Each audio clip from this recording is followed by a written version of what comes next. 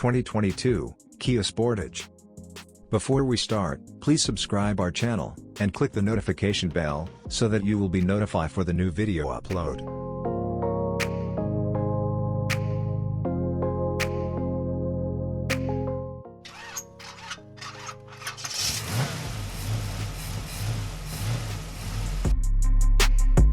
The Korean brand SUV designed for China not only changed its image, but also became longer. There is a new front panel, steering wheel and gearbox selector, central air vents are hidden in a line that connects to the passenger air duct, and finishing materials have also been replaced. The touchscreen of the multimedia system is now with a diagonal of 10.25 inches.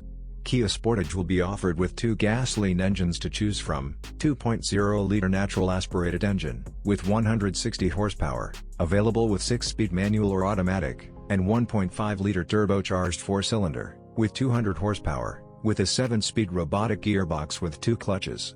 What do you think of this car? Let us know of your comments.